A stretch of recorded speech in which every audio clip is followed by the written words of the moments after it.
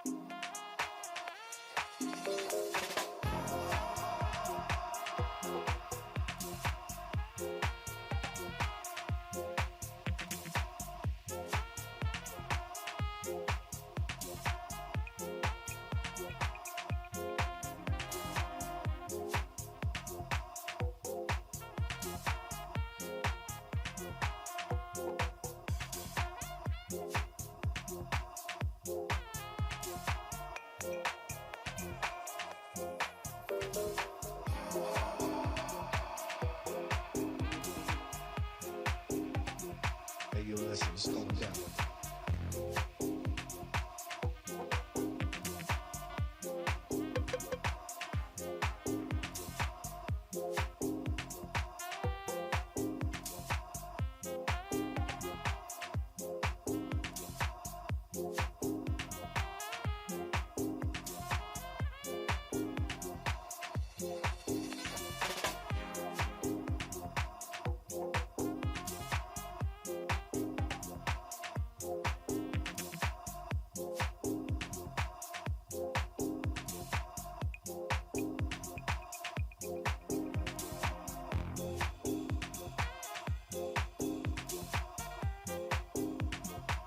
Do you actually think Marvin would be gay if he heard what I hear through the grapevine?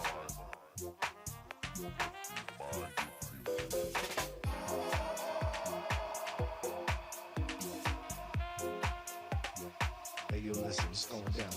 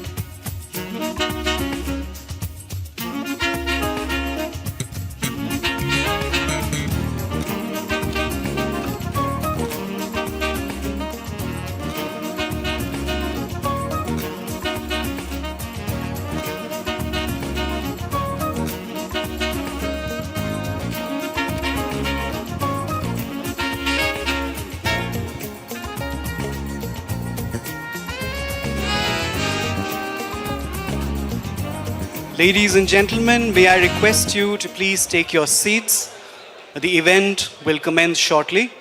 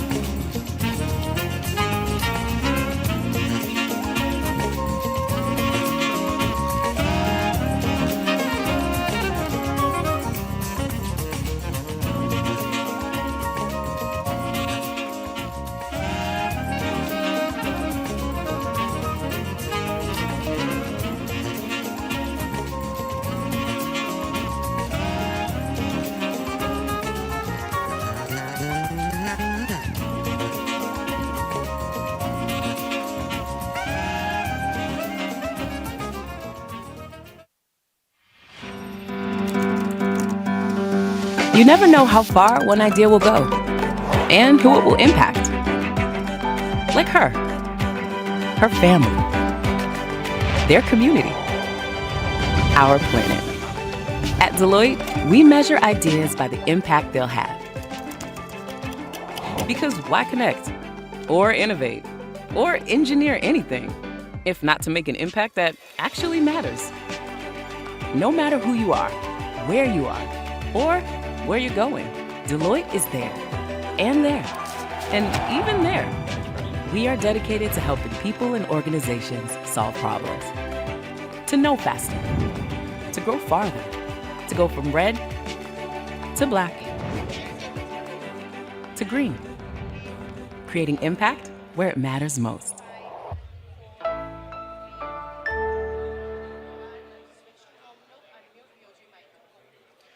Good evening, everyone, and a very warm welcome to the Economic Times CEO Roundtable.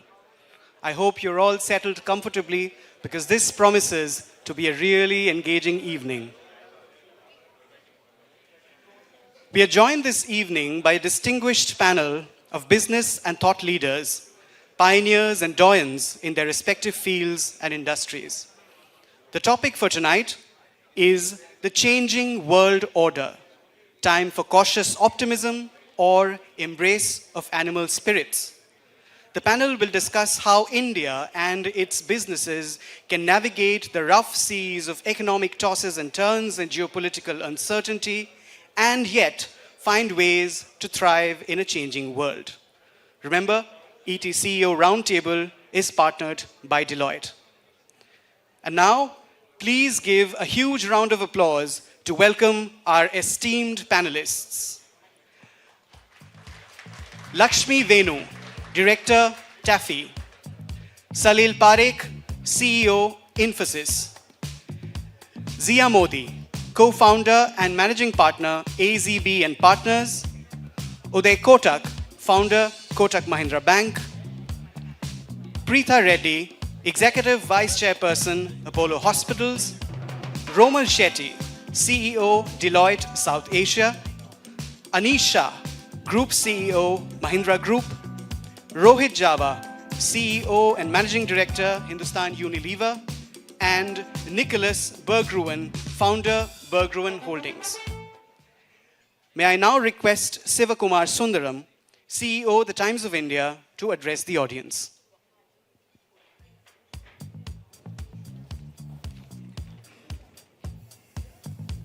Good evening. Looking at the wonderful audience before me, I proudly note that the front row has been taken up by the ladies. This is not just about ladies first, but a show of our intent and belief in women being up and up front in every aspect of life and business. So take that patriarchy. So Zia, hope you have noticed this. Zia, hope you have noticed this. The advice you gave in the afternoon has been implemented by Mr. Jain in the evening itself. So, ladies and gentlemen, Jeff Bezos in a recent NYT interview made an insightful observation about wealth creation. He said, somebody needs to make a list where they rank people by how much wealth they have created for other people. instead of the Forbes list that ranks you by your own wealth. In other words, Bezos highlights how Amazon's success has generated immense value not just for himself, but for shareholders, employees, and partners. I would recount that Economic Times deserves a spot on that list for the wealth it has created for its readers, not just in financial terms, but also through the intellectual capital it provides.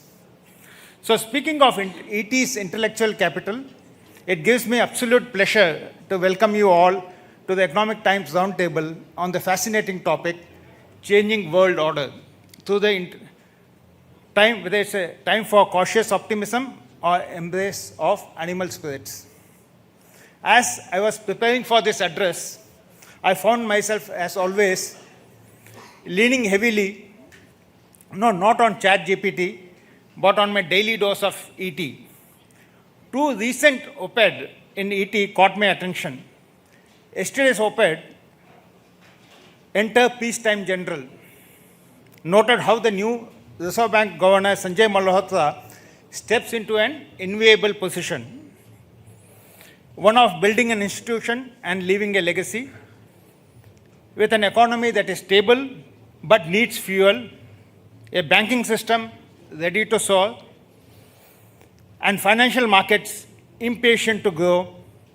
These are not the words of chaos, but of immense opportunity. Or is it? Some of you may argue that the new Reserve Bank governor faces the trilemma of growth, inflation, and rupee-dollar challenge. Today's op-ed said, Delhi dallying with Trump. It sharply observes how the India-US relationship is liable to grow in two specific arenas, the Indo-Pacific and West Asia, and there could be a challenge in another, South Asia. On the face of it, we seem to be navigating geopolitical chaos, but chaos often conceals extraordinary opportunities. Has the war ended in Syria, or are we witnessing the beginning of a new chaos? In the words of Napoleon, the battlefield is a scene of constant chaos. The winner will be the one who controls the chaos, both his own and of his opponents. This is true for economists too. The more rapid the pace of change, the greater the opportunity for the enterprising entrepreneurs. Take Trump, an enigma and a disruptor. While he may appear to some as a tornado of unpredictability, he could well end the war in Ukraine, as even President Zelensky acknowledged after meeting him in Paris. Trump's bold moves, like tighter export controls and raised tariffs in Chinese goods, could unleash a wave of what Keynes called animal spirits. Now, animal spirits, I would like to mention here, also pertains to the biggest challenge the world is facing, the climate crisis. So the 100 billion odd animals slaughtered for meat and animal products every year are also in need of spirited release. Closer to home, the influence of Indian tech entrepreneurs in Silicon Valley signals a US-India technology relationship ready to take flight. And while AI might be today's most unpredictable force, it's a part guessing game and a part investing game. It is a stable and well-regulated world that provides the foundation for such innovation to thrive. Add to that the political leadership's increasingly no-nonsense approach to problem solving, and we find ourselves in an economy dancing to a new rhythm, set by AI and political leadership alike. But one persistent challenge remains: over-regulation and micromanagement. Policies that are one-size-fits-all risks stifling innovation and holds us back from achieving our 5 trillion and 7 trillion economy aspirations. The question for our tonight is whether we are ready to embrace disruption and leverage it to create exponential growth. Ladies and gentlemen, chaos isn't a roadblock, it is the fuel for opportunity. I am no expert on these matters, but I look forward to learning from the distinguished panel of turbulence experts we have with us tonight. So without further delay, let's fasten our seatbelts and dive into what promises to be an insightful and energizing discussion. Thank you so much.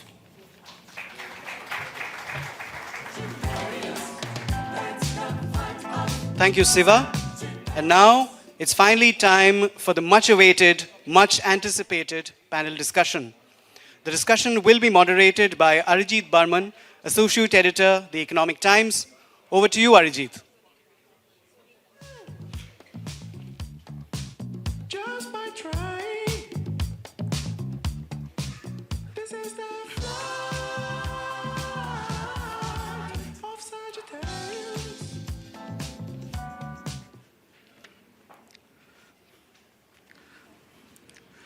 Am I audible? Yeah, great. Well, thank you, Shiva, for paraphrasing or setting the agenda for this discussion. You know, in ET, we always try to set a new benchmark when it comes to, our news gathering process or our production process to make a perfect product. Today, I can also say that we will be setting a new benchmark when it comes to the number of participants in a panel discussion. We almost had 10 of you.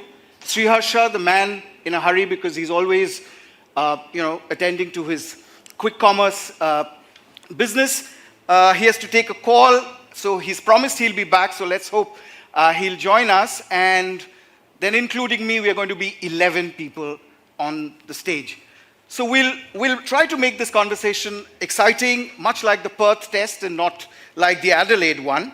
But to do that, I would need your help. So we'll keep our conversation free-flowing and crisp. Our topic, it's quite a mouthful: changing world order, time for cautious optimism or embrace of animal spirits. But before I start, I wanted to ask all of you, how many amongst you ever thought that within 1 week you will read or hear about Syria and the fall of Assad, and in another part of the world, martial law in Seoul? I certainly didn't. I don't know how many of you did, but thank God I'm not running a business, because these superwomen and men, they know how to make a business plan even in such a fluid environment. So guess we shall learn from them how to tackle this over the next 1 hour or so. So good evening, everyone. I'm Arijit. I wanted to start straight away with a pop quiz. So we're going to go this way. I'm going to ask one question, a common one for all of you, which is, the Indian economy has been on a roll for the last many years. Equity markets, we've seen the number of issuances, overall GDP numbers, but last 2 quarters, we seem to have hit a road bump of sort. The growth rate has fallen. The corporate earnings in the last quarter has been weak. Therefore, there are doubts creeping in. Now, my question to all of you is your short-term view of the Indian economy, one area of optimism and one area of concern. Lakshmi, we'll start with you. You have to take the... Thank you, Arijit. Taking off from your theme, I think it is animal spirits all the way in India. So perhaps there's a softening. I think it's a short-term blip. The industries I'm in, farm, rural, and manufacturing, look very positive in even a 1 to 3 year time frame. I think the Indian economy is going to grow standalone and relative to the global economy. Because what am I positive about? Today, India is almost the envy of the world.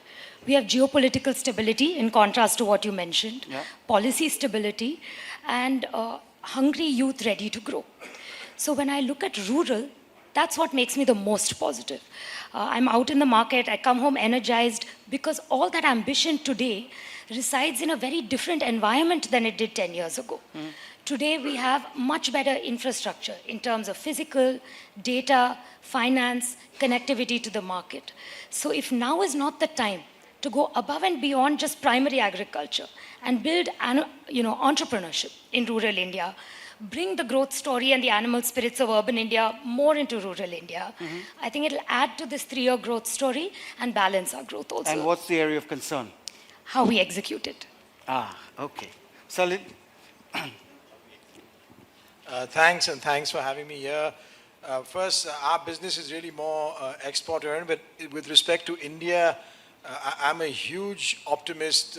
The consumer demand is massive. The policy regime is very strong. The way we are implementing all of these activities is straightforward. There's a lot of entrepreneurism, and you can see the dynamism. So as we say in our business approach, let's look at the 3, 5, 10-year view of where things are going, and it's extremely positive. In fact, in terms of concern, is really the type of dreams or ambitions that our entrepreneurs will have. That is, if anything, a concern. We have a huge set of that, and to me, there is no real constraint in what we can achieve.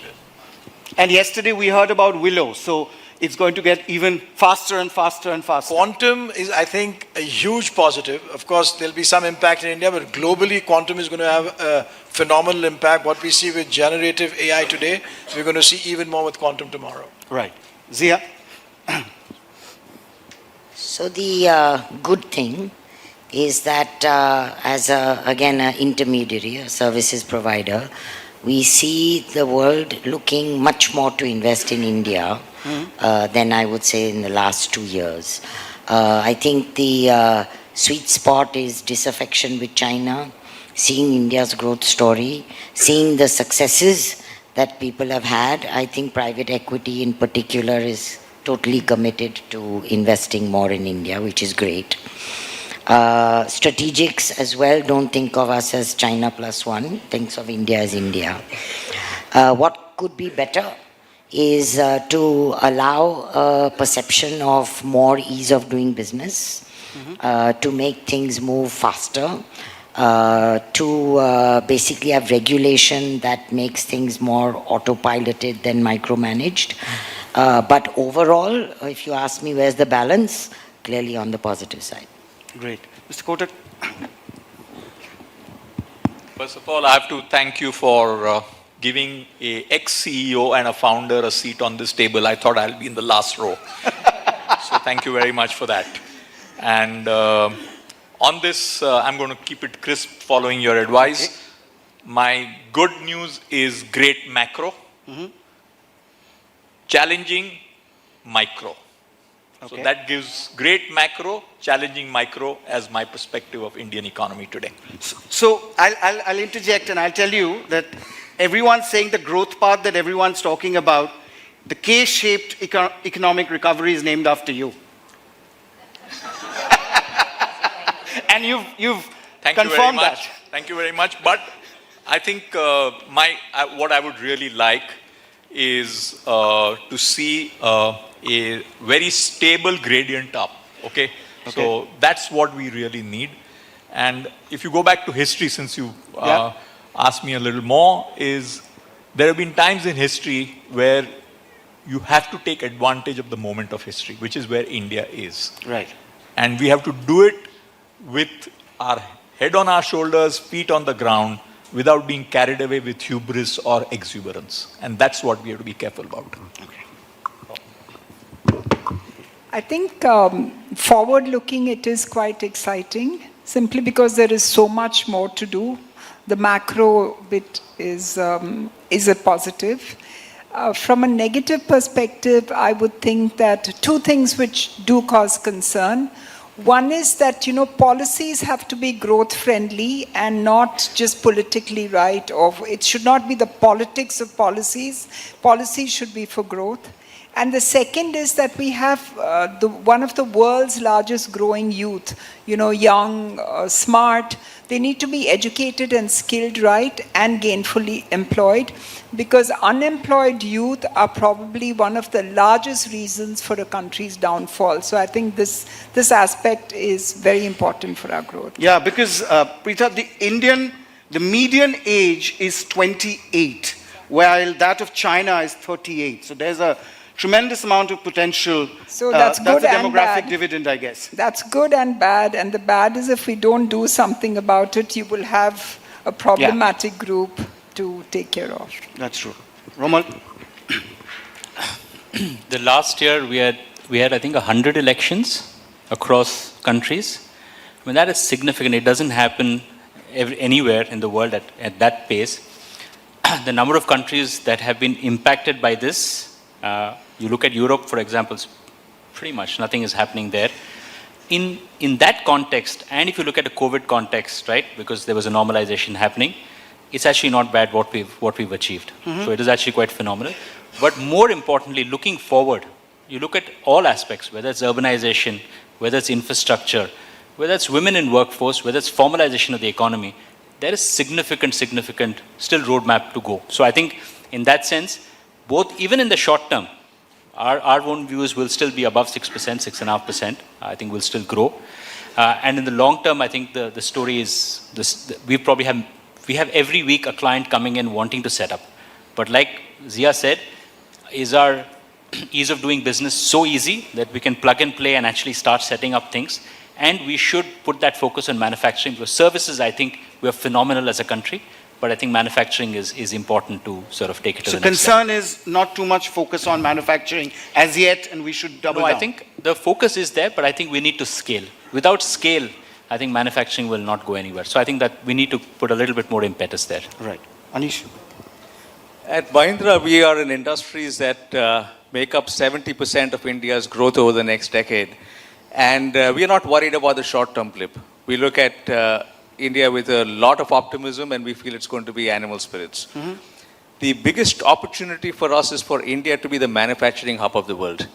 That requires us to have the lowest cost, greater ease of doing business, and the highest quality.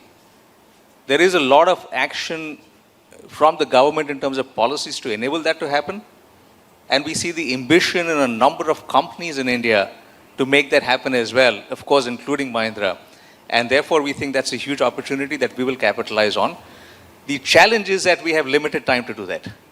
If we don't do that in the next 3 years, we will have lost the opportunity. And therefore, we need to move fast. So concern is we need to be steady and move accordingly. Rohit? Yeah, speaking from a consumption point of view, and again, echoing the fact that we are in a very fortunate moment in history. Secular forces favoring the country's growth. We have a good track record. We were just speaking a while back in the jury that there are like 3 forces that are transforming the future: genomics, digitization, and the fact that energy will also transform.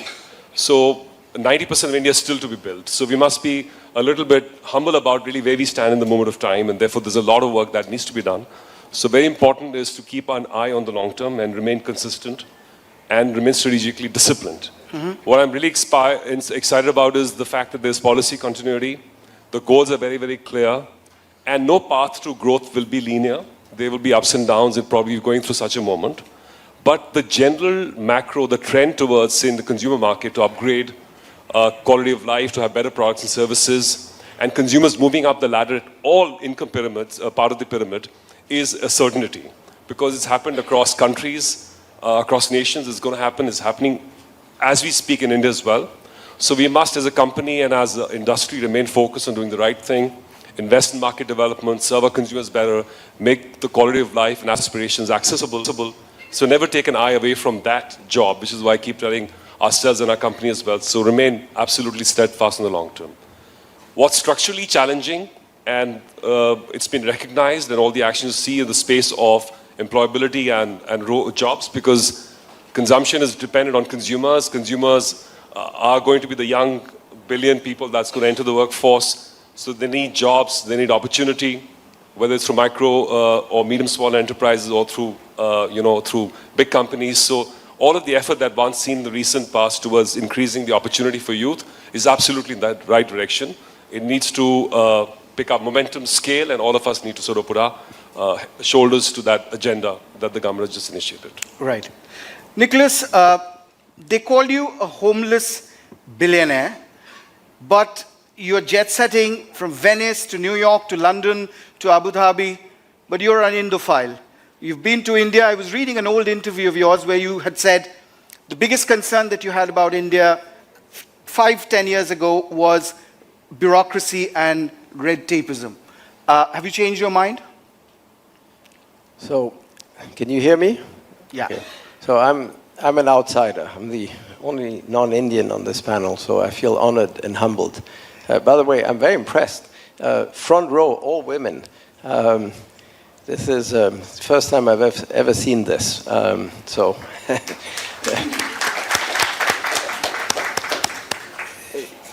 I think India is unstoppable. The question is speed.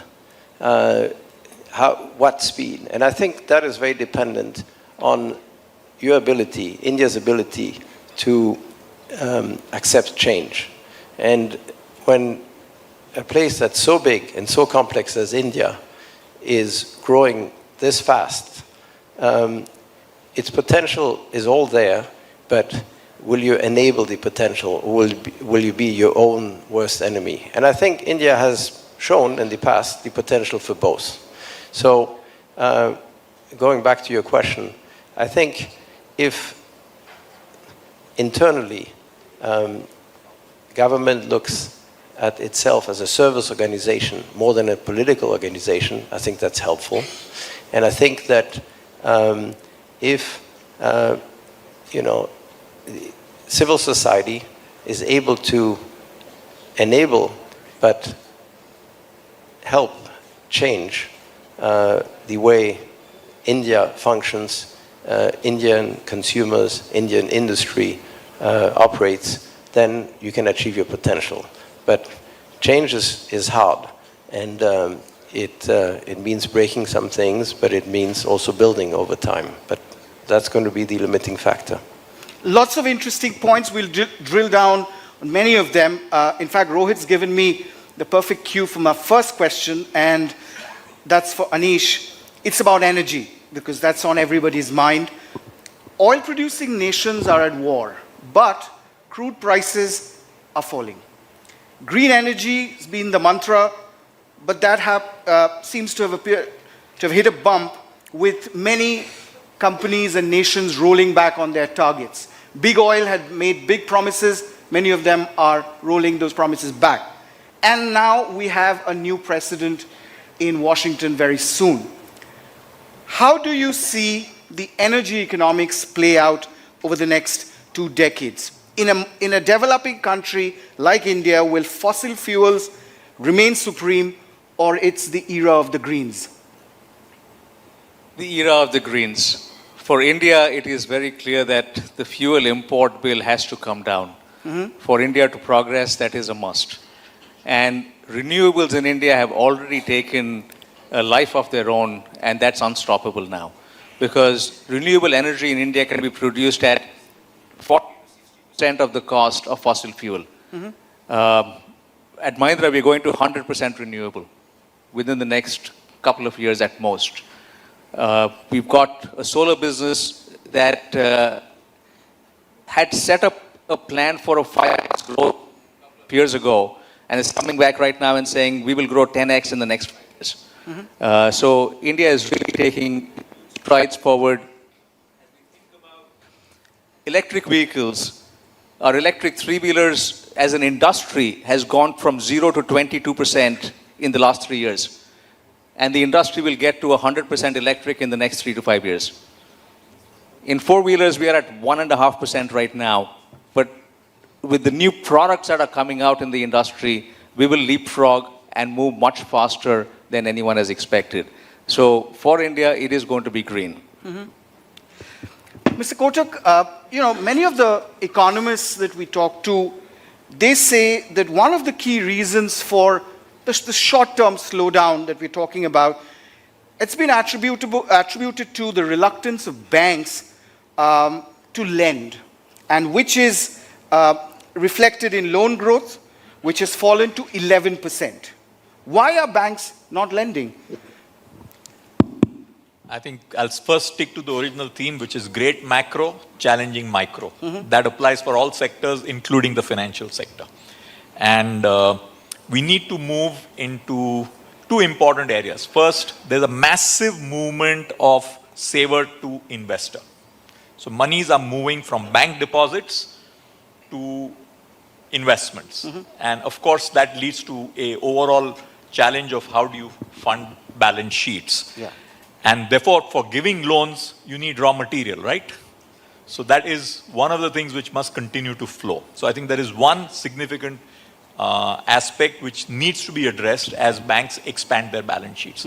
And second is, I believe that financial services, we have had a great amount of macroeconomic and financial stability. Time has come for unleashing animal spirits. So are we being over-regulated? Is that a worry? We just have a change at the RBI governor. There's a major change. What are you expecting I from think him? we've got to wait for how the future pans out. That's a diplomatic answer. But Zia, I'll come to you. The other aspect about growth is regulation and sticking to it. Now, there is a bit of worry that about the inconsistency in which laws are being interpreted, whether it is the overturning of the earlier ruling in the mining royalty case or judicial intervention in arbitration proceedings. Why is the legal system still unpredictable, and what can we do? It's not unpredictable, it's just slow. How do we make it fast? I think that, what we need to fix is the vacancies, the physical infrastructure. I think ultimately, as a lawyer, I have supreme faith in my Supreme Court. The judgments, even if they take long, 90% are correct. I think the problem as a perception of India is that it is a tough country to get quick results, comparatively quick results. The insolvency code has proved that you can move faster. But if you need 100 judges and you've got 50, and you don't have the physical space to house the balance 50, it's a problem. So I think that's what our government needs to focus on. I think that our judicial Supreme Court and High Court judges are a cut above. Having argued before them and still interested in what they say, I don't see a problem as a country. Our faith is well reposed in that sense. But it's just the backlog. Okay. Preetha, Zia had also talked about private equity becoming more and more, or a more robust asset class, and we don't see that as much as we've seen in the healthcare space in the last probably 12 to 18 months, right? Is healthcare so profitable that, private equity chasing IRRs are going for it like as if there's no tomorrow? So healthcare, when done right, can be profitable. The IRR should be between, max of 16%, which is what I think the returns you're looking. But the private equity is not getting that kind of returns, in the countries where they come from. So that's probably why they invest. But at no point should private equity really run a hospital as it is. So, they have learned to work with people in charge, whether it's the promoter or whether the doctors and CEOs. And I think that mindset is very important for whoever invests. And they must understand that this is a service sector and there's no going away from that. And healthcare it's the business of caring. And the caring has to come first before the business. And then it turns out right. So I think margins have to be judicious. You have to be extra careful and extra responsible when you deal with it. And private equity seems to like the fact that, people running hospitals are very responsible about outcomes. So that's probably why it's happening. So you're saying that private equity shouldn't own hospitals. They can be an investor, but they shouldn't run the hospital or be the controlling shareholder. I think they are running already and they are controlling shareholders. It's just that they have to be cognizant of the fact that, healthcare is not like any other business. And it is about life. Once they get that right, I think they just succeed. We were the first ones in the country where private equity came in. And after that, there's been so much happening. And obviously something has gone right that they're, doing more and more into healthcare. And the level and standard of healthcare is growing, and it is doing very well. The rest of the world is looking at us. So somewhere the formula is working well. But the quality care is becoming more and more expensive for the middle class. Would you agree? I think it is expensive because there is a cost to care, but you will also see that insurance is growing, that the insurance sector is growing. And if people understand that insurance is probably a big answer to healthcare costs, we will be able to get it right. Right. Rohit, the absence of middle class consumption has been the theme for most consumer goods companies. If anyone dials into any of your analyst calls, that's what everyone keeps talking about. One factor appears to be the tepid real salary growth. Are companies prioritizing shareholders over workers? I think just to respond to your first point, which is about the notion of middle class shrinking, which you implied that. I don't think that's really true. I think if you look at, and if you start looking at 1 quarter, 2 quarter, there's a lot of noise, and you can have varied interpretations. But if you look back over the last 6-7 years and look forward 6-7 years, India's income pyramid is going from a pyramid to a narrow pyramid to a diamond. That trajectory is relentless, which means the middle class is growing and will grow. And as people build new homes, build new nuclear families, they buy things to clean their bathrooms, they buy a washing machine, they upgrade their quality of life, they travel, they go to a better medical care. All of that is happening in the country. So therefore we must remain a little bit circumspect of seeing things too close and remain focused on what the trajectory of the country is. And therefore companies like HUL, we are saying that we are going to be competitive in all market conditions. So if we have a more of a slower or a muted market condition, we want to be competitive because market is changing. It's going from, it's changing in channels, the way people shop, it's changing in media. I mean, media and channel changes are absolutely breathtaking. I mean, if you go to a rural market, you can see digitization, entertainment, access to information, as much as you can see them in the urban markets. We had Harsha from Swiggy with us in the jury at the quick commerce change in the big cities. So it's a country that's going through massive amounts of change. So we must remain focused on staying competitive. But ultimately, the market is going to keep getting bigger. So it's not a zero-sum game. And all players who do the right thing over the long term are going to essentially be much bigger, more valuable for their shareholders and for their consumers. And when and it's a multiple stakeholders model, employees will also gain in that process. So I think we should not make it a trade-off discussion, but more of, okay, how can we grow the pie? And what should all of us keep doing to make that happen? And I think that's really how I would see that. Because the chief economic advisor also flagged off this issue about, salary growth is not happening and therefore it's also impacting consumption or the growth of consumption, especially in urban India. So do you agree? I mean, that's... If you look at just the economic structure of even the livelihood, we have a large number of people in rural areas in agriculture, so 40% of the population. We have 6 million micro, small, medium enterprises that employ 2 to 3 people. So, you're talking of a few 100 million people there as well. So the large population of the country actually is sort of self-sustaining. And then there's, of course, a swath of people in urban areas and salaried roles. So I think the pie has to be bigger for all of the people in this value chain. So rural has to do better, which is with the good monsoons in and the cycle turning, I expect that to change optimistically, both in the north and the south. With all the effort government is making and all of us need to do to upgrade the medium and small enterprises, Kirana stores in our case, all of those things are going to help. So I would say that we must not be focused on just one stakeholder in this, even the livelihood value chain, but look at the bigger picture of the country. Right. Mr. Kotak, sorry. Can someone help me? Yeah, thank you. We were going through the RBI data and one factoid stood out, which is there's been a 50% rise in gold loans, which many people would say also highlight this point that I was referring to. There is some amount of desperation creeping in, especially amongst lower income families or groups. Is that an area of concern?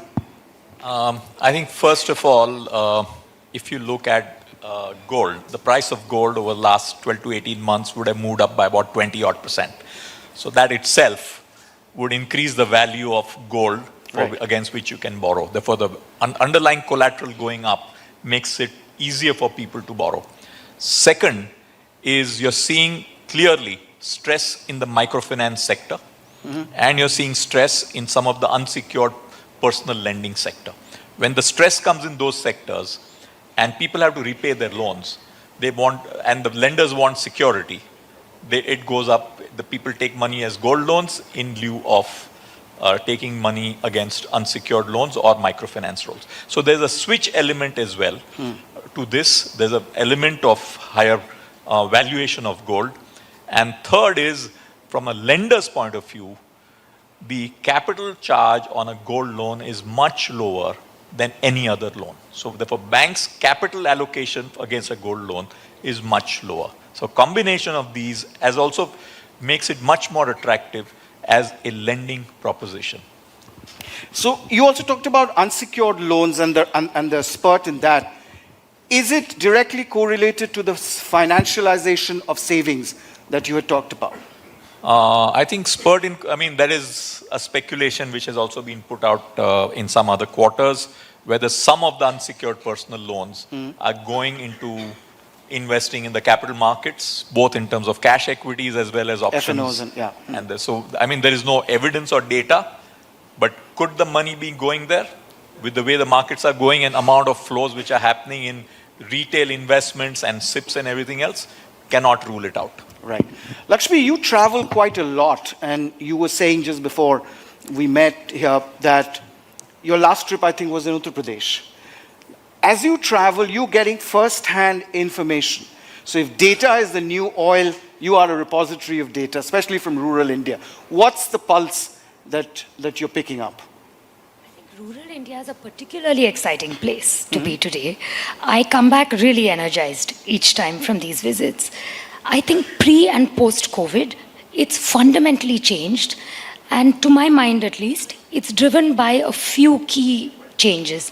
One is the knowledge asymmetry that used to exist between urban and rural is virtually gone.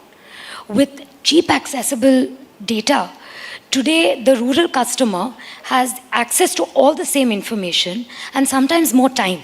So he's very knowledgeable. The second is, I think access to markets has improved, and the financial infrastructure in which the rural customer is a big step more mature. So today you see this interest in entrepreneurship really coming out of the rural market. So you go to a home, for example, I was in MP, and central MP, this beautiful old Haveli, and I felt I saw 3 Indias in that home. The grandparents were traditional. The father was a progressive farmer making very different choices from his neighbors. And one child was helping him. But these twins he had, a boy and a girl in 10th standard, came to me and said, we want to talk to you about how we want to be entrepreneurs. These are the ideas we have. And today there's just that enough prosperity in some part of rural India for them to say, go ahead and take the plunge. And you see, for me, it's a subject I'm passionate about, is bringing these animal spirits that we talk about into rural India. Because both in food and non-food, there's huge potential. Like UP, what we were discussing, there was a customer's home. He was a lot more prosperous than his neighbors. And a lot of that came from essential oil extraction from his crop. Because Kannauj is famous in India and the Middle East for its perfume industry. So it made me think, what about the Madurai Malli of Tamil Nadu? What about the eucalyptus oil of the Ghats? Can we take a leaf out of, say, Korea's book and develop these geographic brands that are quite strong globally, that a range of Indian enterprises can kind of ride off? And even if we look at B2C, food products, today we're too focused on primary Today, if you look at food products, we're the largest exporter of rice, millets is seeing a real resurgence, and urban India is really pulling demand, let alone exports. So if we can create enabling infra in rural areas for entrepreneurships, special economic zones, hubs, leverage government programs, the KVKs that support farmers are excellent nodal agencies. We can definitely leverage them and say, how do we set up businesses here? Large, medium, small, self-employed, to propel entrepreneurship in these regions. You know, urban India, for example, there's such a discernment today on food, quality of food, and a strong convenience bias with all the Instamart that we see. So if someone like me says on Swiggy, Instamart, I want Slurp Farm for my kids, that automatically goes back into the millet farmer. Yeah. So that B2C play can really help bring prosperity back into rural India. And the other thing I see, one is how do we help entrepreneurship? The other is in every family, there are still 1 or 2 kids in the joint family who are still going to go to the city.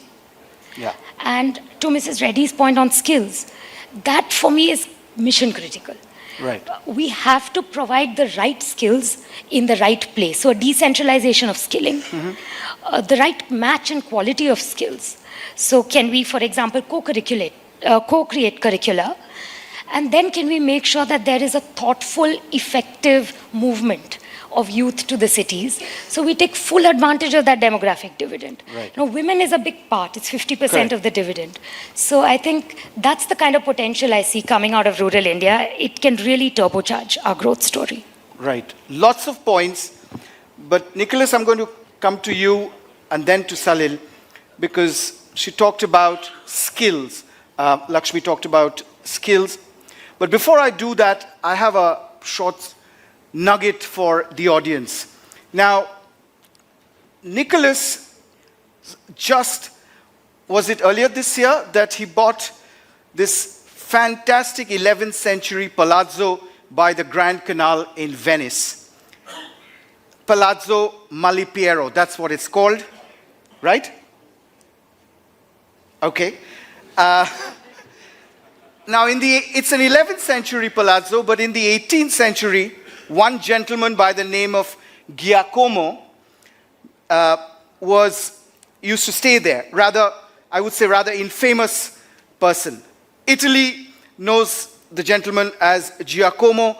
The whole world, or all of us, we know him as Giacomo Casanova, the Casanova. So now, you stay in his house.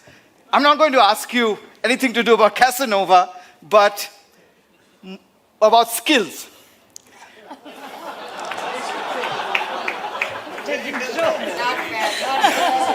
More and more value is what is getting created, is getting captured by IP. And by that definition, it would mean even lesser number of people enjoying the upside. In a world where inequality is becoming a very big issue, wouldn't this make the world even more unequal?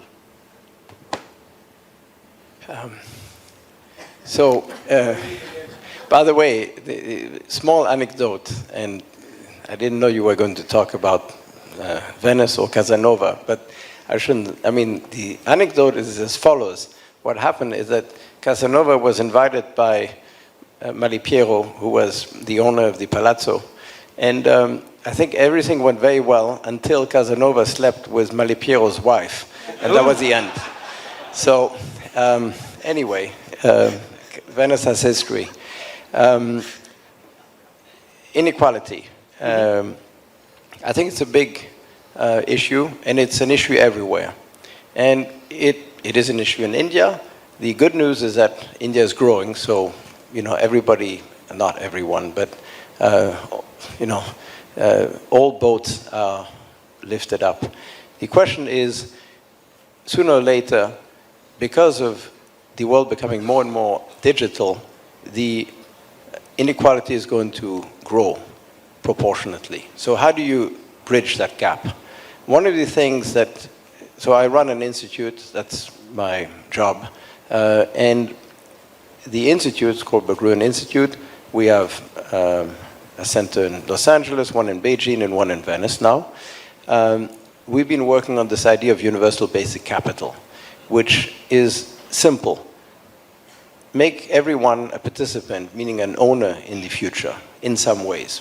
Some countries have been able to achieve it. Australia has done it through savings plans. Singapore has done it through their sovereign wealth funds. So the idea is that the economy is going to ultimately help most people, but it'll help some much more than others, and not so much the case today in India, but in America, as an example, the owners of digital rights are becoming richer and richer in comparison to others. And I think that's going to happen everywhere, including in India one day. So the question is, if you want Indians, and you're young as a population, if you want Indians to participate in the future, and the future is going to be more and more digital, how do you make them be an owner? So you can do it.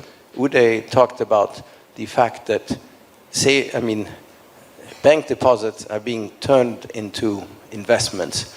That's where you need to bring Indians, meaning as investors, as owners. And the question is, how do you achieve this? And I think there are lots of different mechanisms to do it.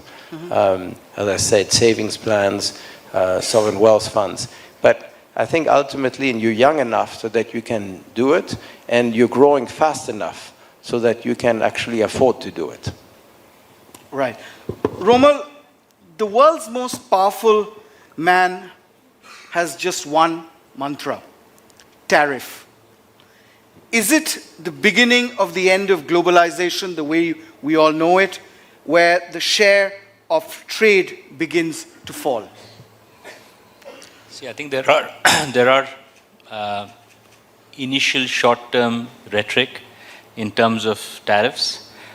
So there will be some tariffs that will be levied, but that doesn't mean, just remember this, that there are two parts of tariffs. I mean, let's just take one part is, okay, we'll put from US to China, but remember also rare earths.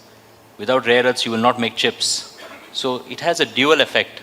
So everything has and in today's coupled world, how much ever we think it's decoupled, there are issues. So I think there will be some bit of tariffs, of course. And are these countries already factoring in for the tariffs? The answer is yes. They're already factoring in for the tariffs.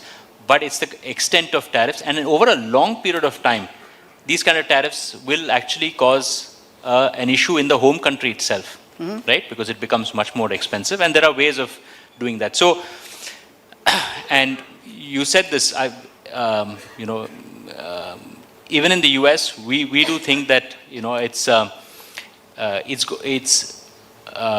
it's much more stable, it's more predictable than what we think actually the situation was before the elections. So we're very clear because it's a full majority that has been won. He's a businessman, so he knows how to do trade. So it's not going to be that just there'll only be tariffs and tariffs. So you talked about rare earths, but in the world or countries which have these rare earths are more and more nationalizing resources. Will that be another mega trend that countries will insist, if you want to do value add, you want to mine my cobalt, my nickel, you make the value addition in my country? Both from a national security as well as an angle of being self-dependent, there will be some bit of that. But beyond a point of time, there'll be another innovation. So today, it's not only lithium. You're looking at various aspects to say, how do you make electric batteries, right? It's not only lithium. So innovation will, whenever there are constraints, innovation will happen. And today, when we see, even in India, when we see young kids do the kind of innovation, it is incredible. I mean, US has always been considered as the country for innovation, but some things that the kids are doing today, especially with Gen AI and everything else, quantum, we spoke about quantum, it's quite phenomenal. So innovation, frugal, anywhere there is constraint, there will be much more innovation. And I think with our youth, that is one advantage that we actually have. We talked about POTUS, Salil. Yesterday, Axios, the US media organization, they came up with a CEO survey in US, and the overwhelming response was that the new president will usher in an era of low tax and less regulation. 40% of CEOs in America, they plan to increase their capital spending. Now, that must be music to your ears because IT budgets are expected to get a massive bump up as well. So we can't say anything about the short term, but in the medium to long term, I think anytime we'll see capital allocation increase, technology will get a bigger boost. So today, most large companies where we operate are looking to use technology to change radically their growth outlook or their cost to efficiency outlook.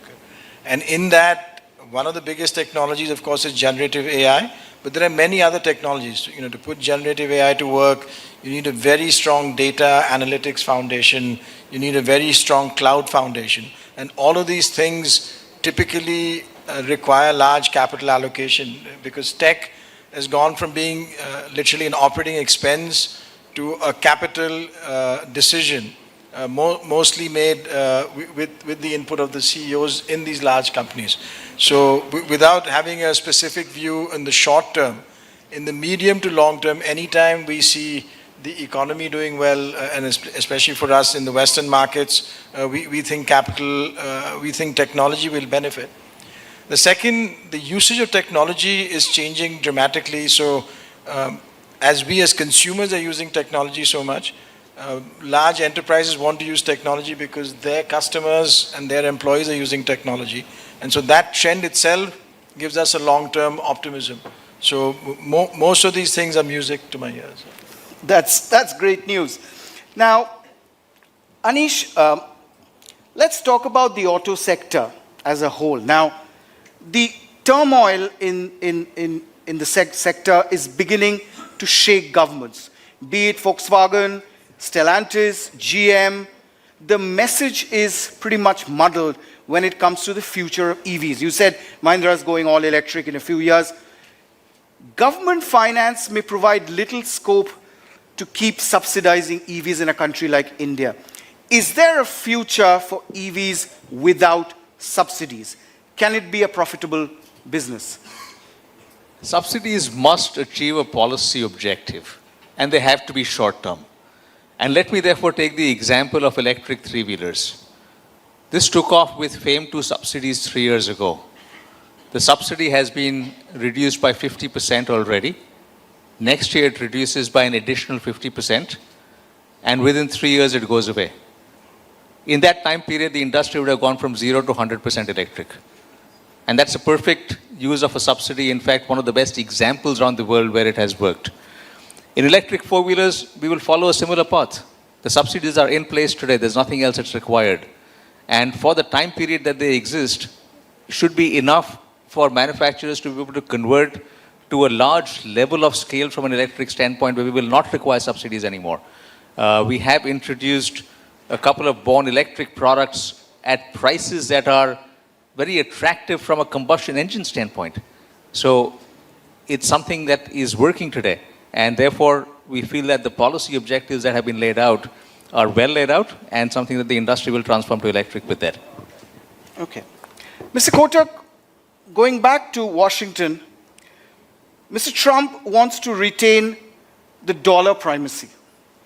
But at the same time, he wants US to be the crypto capital of the world. How do they go hand in hand? They don't. Okay.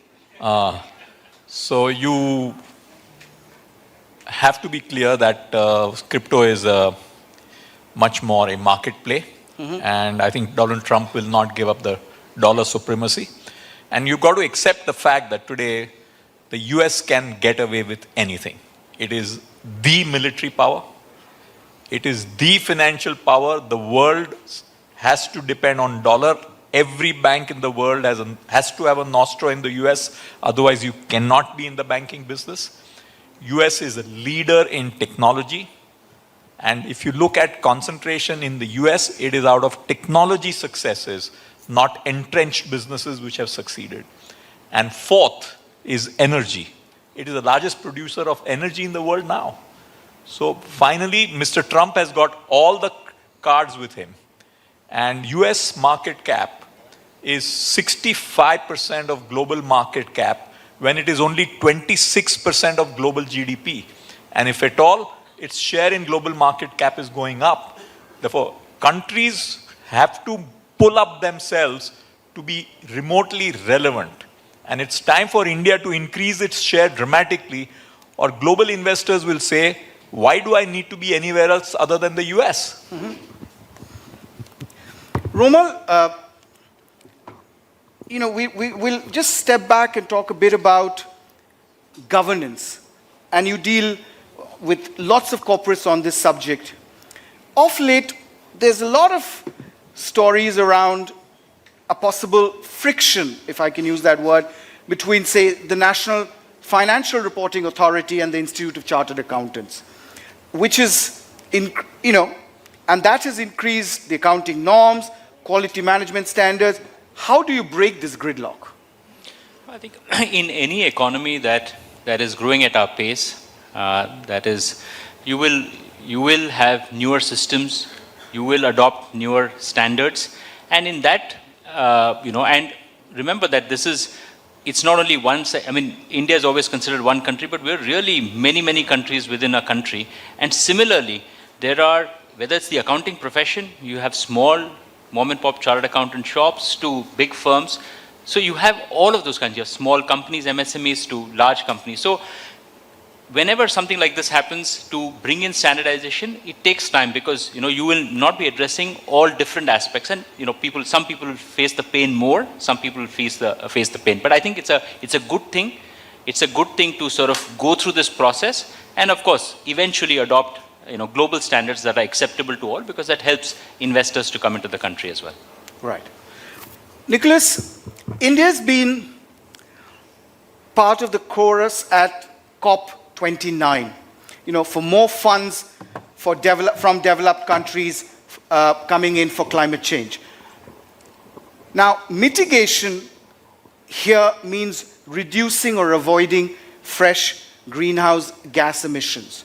Would you agree this is fundamentally misconceived, which is why, the message from each COP is progressively getting diluted and the confusion prevails, and we don't move forward, we're actually moving backwards? So I'm definitely not a specialist on this subject, but climate is an issue that is planetary. It affects everyone, so we all have to deal with it. The question is, how do we deal with it? And frankly, there's going to be a difference between the countries that are very advanced economically and those that are still developing, and you cannot have the same standards for both. You cannot say to a country that's still developing, well, listen, emit less, consume less. It's frankly not practical, not fair, and ultimately I think humans will not behave. So I think the solution really has to be, and is becoming more and more clear, that it is technology. So new technologies around better energy sources is really the solution. Now, the question is the transition, because we can all die in the transition. So how do we make sure that we get there? Because I think we will get there. We are innovative enough, the pressure is strong enough, so that we will innovate to solve the issue. The bridge is what's concerning. And there, frankly, everybody has to participate to some extent. The question is who gets punished the most and in what way. Frankly, I'm too far away to have a proper opinion. But more investments, frankly, by private enterprise, but also by governments in new technologies is key. The faster we do it, the more we do it, the more we'll have a chance to solve the problem. Anish, whose responsibility is it? Because many would argue it is the responsibility of those who put it out there in the first place, meaning the rich countries. But none of them are ponying up, the cash required for the greater good. You're absolutely right. The promises made in the past have not been kept. And India, in fact, is leading the world on that, because India is keeping its promises and, in fact, pulling far ahead of the others. But the responsibility shouldn't be the governments alone. every company needs to work towards this. Every individual needs to work towards this. This is our shared problem. And this is where I will highlight the efforts taken by the World Economic Forum. And there are a number of efforts that have actually borne significant fruit. One example is the First Movers Coalition, which helps transition to green steel, to green shipping, and aviation fuel, and a number of other areas that are hard to abate. Let me also give the example of companies in the Mahindra Group. We had taken a target of energy efficiency of 100% by 2030. What that means is the number of, or the amount of energy used to produce a certain number of vehicles, SUVs or tractors in 2009 will be reduced by half. And we achieved that target last year. So this is not about transition from fossil fuel to renewables. This is, you just don't need half the energy. And there are a number of other examples on companies, some around the room here, and others that are taking a number of actions to help from a climate change standpoint. So this is our collective responsibility, and one that I think, again, we need to do a lot more with, because the game's moving away from us. Right. Zia, we've been talking about demographic dividend. And talking about professionals, we are also seeing a transition in corporate India, as many from the next gen, like Lakshmi, are joining boardrooms. You deal with many of them. Do you notice a difference in the way they approach problems and seek solutions? I actually don't see very many young people on the board. Really? Yeah. And I don't see very many women on the board. But I think that the ability of the current boards that I deal with to understand risk better and reputational assessment better has definitely matured. So no one wants to be on the front page for the wrong reasons, and whatever their age. And I think I would like to see more of the younger, not promoter generation necessarily, but younger people. But I think that our board members like sagacity, like a little bit of grey hair. So we'll see. 10 years later, it may be different. Not just board members, there are also a new generation coming into business. So how do you see them evolve? Those are fantastic. Those are your animal spirits. They have yet to become seasoned board members. Their animal spirits outweigh their reverence for the Companies Act. But that's the passion that we've been all talking about for Mother India, right? It's this new set of dreamers that the country gets excited about and is willing to back them with an idea. Some fail and some have spectacular successes. And like all good Indians and citizens, we like to talk about the successes. So good for us. We thought for a second that you were referring to Bangalore Inc. or the venture capitalists when you said being brash. Not necessarily. You have Gurgaon, you have other ecosystems which have startups as well. You have our boys and girls going to Singapore or Dubai. So I think it's not just Bangalore. I think it's just great, passionate dreamers who get backers, who are willing to give their money for risk and for the animal spirit. And that's what's great. Right. Lakshmi, women are also becoming self-employed. Many are becoming entrepreneurs. Are we doing enough to upskill them for, the complex processes of manufacturing, that is completely changing the shop floors? I'll take that in 2-3 parts. One is skilling. I think I'll give you one example of success. At SCL, we've employed quite a large number of women in our factory floor, and they've had actually beaten our benchmarks on productivity and safety. So there's actually an internal demand for more. The bottleneck is supply of skilled women. So we are starting to partner with vocational training institutes to promote it, and we'll help them develop the curriculum. We in turn will absorb some of the students. So that model, I think, could be scalable, because India in the larger context, is receiving unprecedented investments in manufacturing, Right. be it domestic from overseas due to our geopolitical position. And if we want to capitalize on that and the demographic dividend, 50% of that dividend are women. So we have to bring them in meaningful numbers. It's a must-do on skilling. The second thing I take is two interventions are necessary as a society. How we solve it between government, private enterprise, civil society is another matter. Most qualified women drop off either after they have kids or due to lack of effective, sustainable, trustworthy childcare at scale, decentralized. That's a big challenge. The second challenge is actually elder care, which is less talked about. Yeah. And we see it, and the numbers also show it, that a number of very senior women who've really worked their way, built a career, drop off at that time. So what are the interventions we can look at, be they public or private, in these two areas, and reskill those who drop out also? If they drop out, bring them back. What can we do to reskill them? There are a lot of private portals working on it, on saying, how do you bring women back into the workforce after a maternity break, after a longer term break? So I think we'll need interventions at multiple stages in the woman's career. Right. Rohit, talking about multinational corporations, there seems to be a reversal of trends in how the MNCs look at India and sharing their wealth with the locals.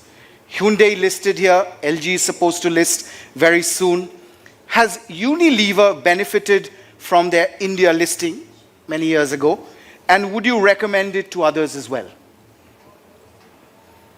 We listed as Hindustan Lever then, now Hindustan Unilever, 1956. So a very, very long time back. We had 26,000 retail shareholders then. We have more than 1 million, and of course we have large share of domestic institutional investment as well. Our name is Hindustan Unilever, so in heart we are Indian. As much as we are owned by Unilever PLC. And our mission has always been not many forefathers who are leaders who built this company. We have 90 years of proud heritage. In 60s, we had the first Indian leader, Mr. Prakash Tandon. The ethos of the company is what's good for India is good for HUL. And then what's good for HUL is good for Unilever. And Unilever has gone ahead and just a few weeks back made it very clear they want to double down in India. We are a large share of both the wealth of the company as well as source of talent, innovation, and opportunity. So we are here forever. So we've never really thought of this as being something we weren't not destined to be. So we are, like I said, the fact that we are also owned and we share a wealth creation with India is just very organic and natural to who we are as a company.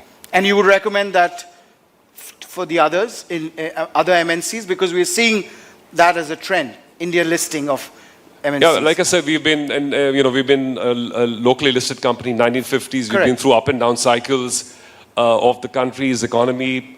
And I think for any other company that wants to really root themselves fundamentally in the future of the country, to have local ownership is good because it creates the right level of respect for minority shareholding, it creates the right level of governance, and it really makes you more Indian. And in fact, India is also, like I said, not just a source of retail ownership, but also a source of talent, innovation.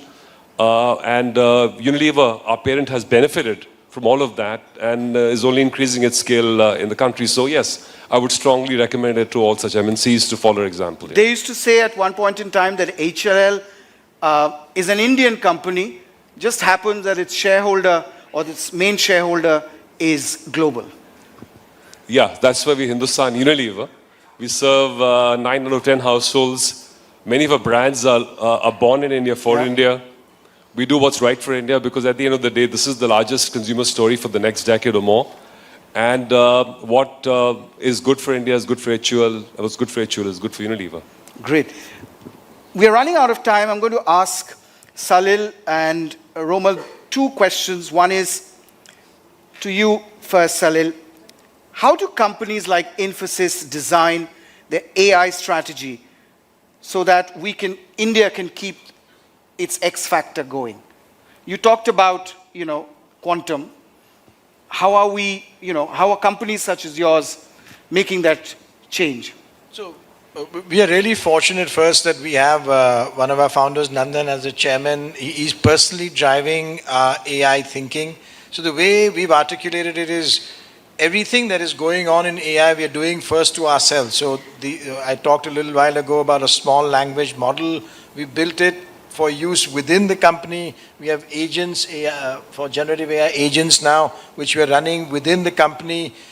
We are then building these for each of our industry groups. So we work across most industry. If you break it down, about 20 industry groups. For each of them, we are building specific AI applications. And then we're building horizontal capabilities. For example, if you're doing IT operations management, we have a small language model for that. The thinking for us is, what can we apply generative AI to in our service offerings and in everything we're doing with clients? Again, to have someone like Nandan is a huge benefit with his vision and with the way he's looked at the company from founding. And we have people within the company at every level empowered to drive that. So we have a large number of internal projects and now significant number of actual programs with clients running with AI. Right. Last word, Romal. The big headline in the last 1 year from India has been the GCCs, Global Capability Centers. Now, GCCs are among the fastest growing segment across India Inc. And the likes of Deloitte are sourcing work in India. It is also eating into the local software industry. Can they be expanding enough to offset the job losses, the GCCs, the job losses from the software industry? Yeah, so, no, to be honest, I don't think the GCCs are, so the GCCs worked on a couple of models. The first is pure play, their own internal one, but most GCCs do take help of other vendors as well, other partners as well, because there's no one company that has all the capabilities. So bringing into the ecosystem, whether it's large SIs, Salil is here, whether it's startups, all right, all of them are needed. So you take Unilever, for example. I mean, it's got a great GCC which services across the world, but it has a combination of everything, large SIs, OEMs, startups. So in that sense, they're actually creating a lot more job opportunities. It's not actually creating lesser job opportunities. And we see that, for example, in the past, it was largely what we call as back office work. But today, for example, front office things, engineering, research and design. I mean, the S-Class Mercedes ADAS system is actually developed out of India. That's done out of the R&D center in Bangalore. Right? Wow. Pretty much Shell's 85% digital transformation across the world is done out of Bangalore. So I really don't think they're actually creating job losses. I think they're just creating more jobs, to be honest. We can really go on and on because it's a riveting topic, but we've completely run out of time. The producers are giving me glares, so thank you once again for joining us and sharing your thoughts. Deeply appreciate. Thank you very much. Thank you.